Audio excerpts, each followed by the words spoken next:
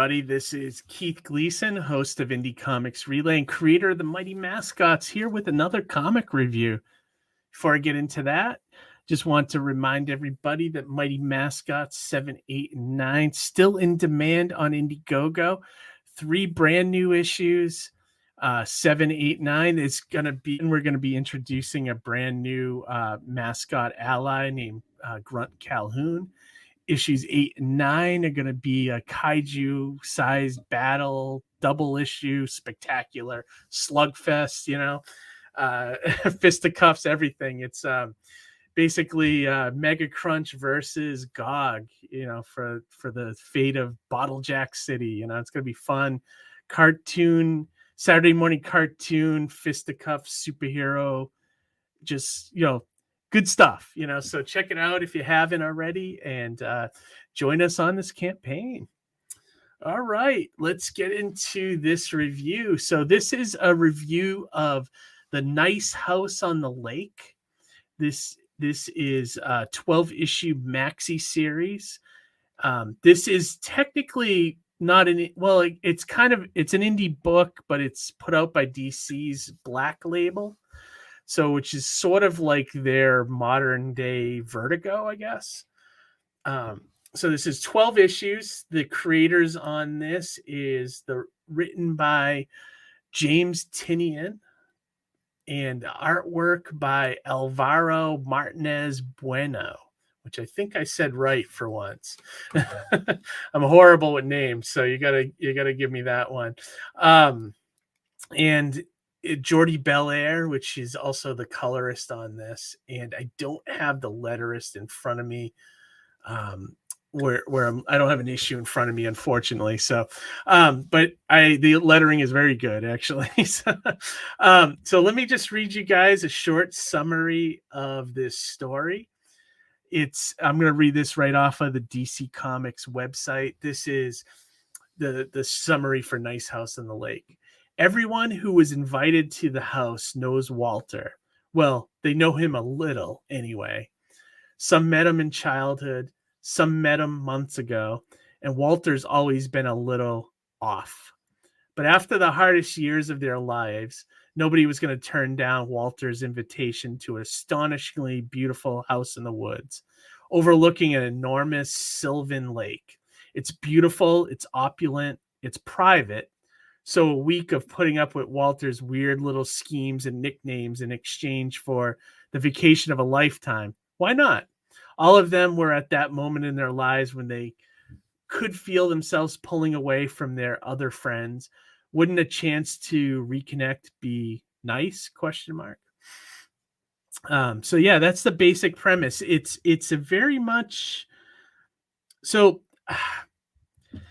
My problem with this one, let me start with I'll do the story last, and then I will talk about the artwork and everything.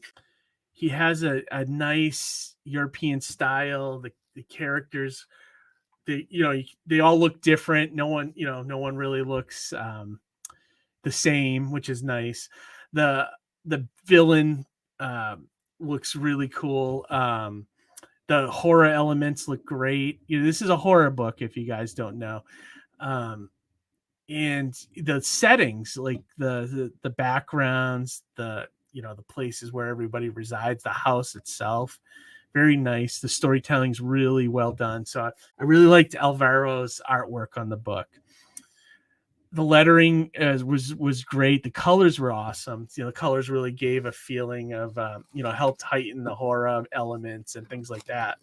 So my major problem with this, though, is the writing. Now, I'll preface this by saying that I think James Tynion is one of the best writers in comics right now, currently. Most of his stuff is really, really good. Like, I really love Something is Killing the Children. I loved his Batman run. I love Department of Truth. Those are all really good books. But there's been some things that, like, I've been meaning to give Wind another chance. I reviewed that on the channel a while ago, and I wasn't too thrilled with it. But I think, now there's been a couple graphic novels out, that maybe I'd give that one another shot down the road, see if I like it better. This one on though, the premise. So this book reminds me of, I don't know if you ever seen any movies by a director called Larry Cohen. The guy. He's a good director, but often his premises are better than the actual finished product. Like he has good ideas, but trying to get that idea to the finish line doesn't always come together well. He's done movies like The Stuff, which I really like that one, but like he's had other ones where the premise is awesome and you're like, oh, I got to check that out. And then you see what's given to you and it's like, yeah, Q, the Winged Serpent, I think, The Ambulance, great premise, but um, and in Cellular, I think is one of the ones he did later on. But anyways, the premise is great. It feels like, because each issue, one of the characters is being interviewed almost like documentary style. So and them all being in this house feels like it's kind of like a twisted reality show in a lot of ways. But it also has elements of like Lost, the TV show, where you kind of don't know what's going on. You feel like the characters are trapped at this house, and you don't quite know, they're not really explaining a lot, kind of like Lost was. You used to get in drips and drabs. But I think the main problem with the book is that the characters are very unremarkable. Like the only one that I feel like I was even sort of into was the villain, which is probably a bad you're probably not supposed to be into the villain, but he was the only one that I felt like had something going on. Like you get that the 10 characters that are in the house, that are trapped in the house, you know that they're all supposed to be some kind of like thing for humanity. Like one's a doctor, one's an architect, one's a comedian, things like that. They all have specific skills or personalities, but the problem is they don't have, like, if you put a gun to my head right now, I wouldn't be able to tell you a single thing about any of these characters, their names, like they're not developed in a way that you kind of remember them. Like none of them stood out to me, and I don't know why that was, because Tynion is such a good writer usually, but these characters, none of them I cared about. And maybe it was just because there was too many of them. I don't know. I did notice that it might have been a problem with the mini series or the maxi series, though, because I think by issue 5 they started putting a back page in there, showing you all 10 characters and their names and what they are. So I might imagine it's it was a problem for more people than just me, And the crazy thing is I read, like, when I get mini series, I wait till I buy the entire set before I start reading it. So I had issues 1 through 11, and I knew 12 was coming out like in a couple weeks. So I was like, let me read 1 through 11. And I read it, maybe one a day or whatever. And I still couldn't latch on, like by the issue 6 or 7, I was like, I don't even know which character this is anymore, and I don't know what that is. Like, yeah, I don't know. It's missing something. It's missing that gravitas that he usually has, I don't know if it's an older work that just got published now or what, but it just seems like that was the biggest problem with it for me. And they leave it off after 12 issues. I guess there's going to be more, they kind of left it off on a cliffhanger. Like there's going to be another mini series or something down the road, which, I didn't love this one, so I'm probably not going to be returning to this series. So that kind of leaves me at would I recommend this or not? I don't think I would. There's not enough here that I would say it's worth checking out. Like even in the 12 issues, besides the fact that you know, then the characters have personalities. Not a lot happens, actually.